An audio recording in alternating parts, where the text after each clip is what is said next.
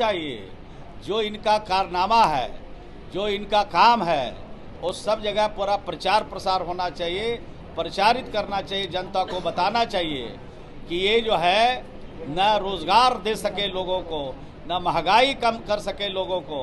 अब तो भारत का संविधान खतरे में है, भारत की संस्कृति खतरे में है, भारत की सभ्यता खतरे में है और देश में अराजकता की स्थिति है। इसे बचाने के लिए जो कांग्रेस के नेताओं के द्वारा पहल किया जा रहा है, बिल्कुल सही कदम है, उनका स्वागत करते हैं। सीमांचल दौरा हो रहा है अमित शाह का। कुछ समय आप दीजिए तो हम आंकड़े उपलब्ध करा के आपको बता सकते हैं कि बिहार से ज़्यादा क्राइम उत्तर प्रदेश में हो रहे हैं, बिहार से ज़्यादा क्राइम मध्य प्रदेश में हो रहे हैं। जहाँ जहाँ भाजपा शासित प्रदेश हैं, उन राज्यों में ज़्यादा क्राइम की स्थिति है। बिहार में आपसी भाईचारा को समाप्त करना चाहते हैं, बिहार आकर के आपसी मिल्लत में खलल डालना चाहते हैं, उनको किसी भी कीमत पर कामयाब नहीं होने देंगे। और सिर्फ हम नहीं, बिहार की अमन प्रस्त जनता उनको मुंहतोड़ जवाब देगी और आने वाले हर चुनौतियों का जवाब बिहार की जनता देगी। संजय जायसवाल ने कहा है कि नमस्कार, आप देख रहे हैं प्रेस जागरण में। मैं हूं कुंदन कुमार। अभी मैं मौजूद हूं जदयू दफ्तर में, जहां पे श्रवण कुमार मौजूद हैं। कार्यालय में लोगों की जो है जन सुनवाई कर रहे हैं। उसी दौरान मीडिया से मुखातिब होते हुए नीतीश कुमार के जो दिल्ली दौरा है उस पे और आज से शुरू हो रहे राहुल गांधी का भारत जोड़ो यात्रा हो या फिर अमित शाह का बिहार दौरा, सभी पे उन्होंने क्या कुछ कहा है, आइए सुनते हैं पहले उनको। देखिए, नीतीश कुमार जी समय पर सचेत हो गए। नीतीश जी पर आज से अटैक नहीं हो रहा है, नीतीश जी उनके साथ रहने पर भीतर से अटैक हो रहा था। भीतर से नीतीश कुमार जी को खोखला करने का काम हो रहा था, भीतर से कमज़ोर करने का काम हो रहा था जब उनके साथ हम लोग काम कर रहे थे। लेकिन उनको पता चल गया, नीतीश कुमार जी को पता चल गया कि मुझे परेशान करने का, मुझे खोखला करने का, मेरी राजनीतिक हैसियत घटाने का, मेरी पार्टी की वजूद ख़त्म करने का काम भारतीय जनता पार्टी कर रही है और गठबंधन धर्म का पालन नहीं कर रही है। तो सचेत हो गए, वरना पूरी पार्टी को ख़त्म करने की साजिश भारतीय जनता पार्टी कर रही थी और समय से पहले सचेत होकर के नीतीश कुमार जी ने उसका जवाब दिया।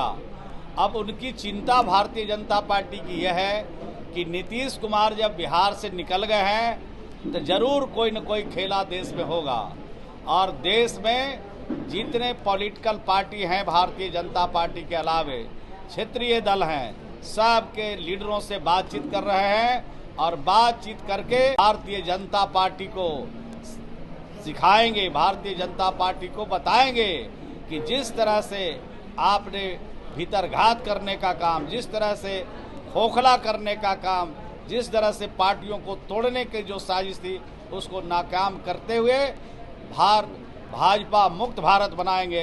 भाजपा मुक्त सभी जहाँ जहाँ प्रदेश में उनकी सरकारें हैं वहाँ पर भाजपा मुक्त करके वहाँ पर क्षेत्रीय पार्टी हो चाहे राष्ट्रीय पार्टी हो, सबको जोड़ करके उनको हटाने का काम करें।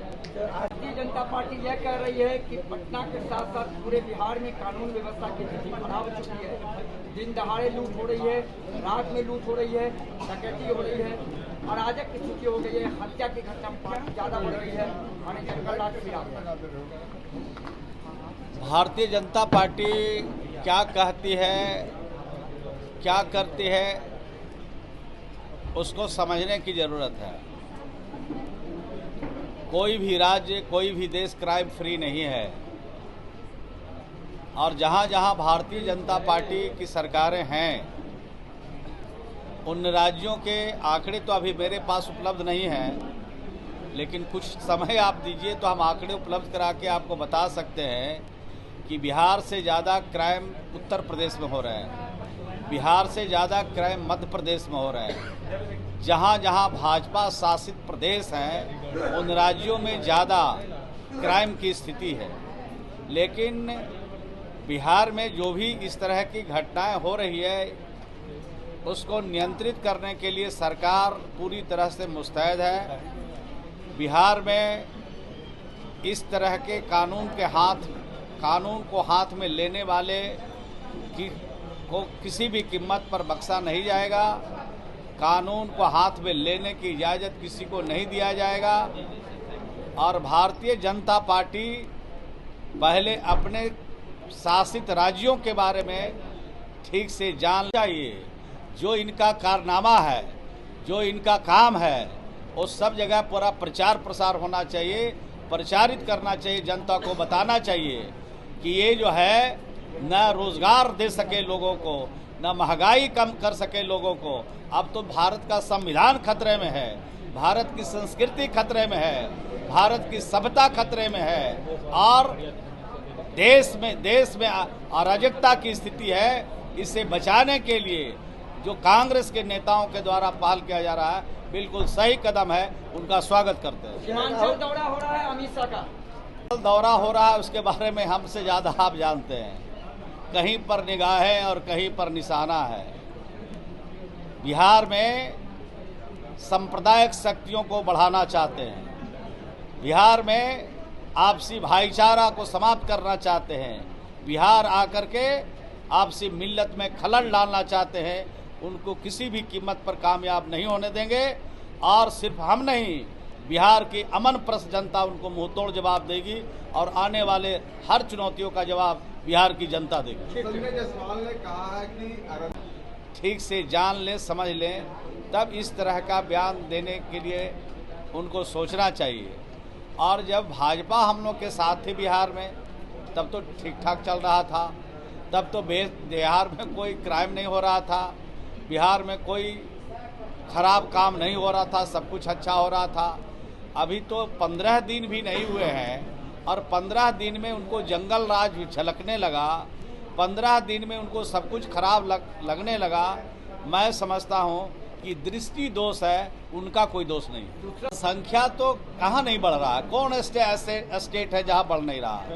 लेकिन हमारा जो विजन है, हमारी जो सोच है और हमारे मुख्यमंत्री नीतीश कुमार जी का स्पष्ट कहना है कि हमारी जो बेटियां हैं उनको हम शिक्षित करेंगे, उनको ज्ञानवान बनाएंगे, तो आप पे आप जो हमारी आबादी है उस पर नियंत्रण हो जाएगा। जो हमारी जनसंख्या है उस पर नियंत्रण करने के लिए बेटियों को ज्ञानवान बनाना है, उस शिक्षा तक आगे पढ़ाना है। और जब हमारी बेटियां पढ़ जाएगी तो आप पे आप उस पर नियंत्रण हो जाएगा। इनके भाषण से कानून से चीज़ नियंत्रण नहीं होता है। नियंत्रण होती है जब उसके अंदर ज्ञान पैदा होता है। उसके अंदर ज्ञान जब बढ़ेगा तो निश्चित रूप से हमारी जनसंख्या घटेगी। आपने सुना कि जैसा कि उन्होंने कहा है कि अमित शाह कहीं पे निगाहें और कहीं पे निशाना, उन्होंने साफ साफ तंज कसा है अमित शाह के बिहार दौरे पे। और राहुल गांधी के भारत जोड़ो आंदोलन पे उन्होंने कहा है कि जरूर होना चाहिए, सारी विपक्षी जो है दल एक हों ताकि इस भाजपा को जो है भारत से मुक्त कराया जाए, भाजपा मुक्त भारत बनाया जाए। बहरहाल ऐसे खबरों के लिए बने रहिएगा प्रेस जागरण के साथ। धन्यवाद।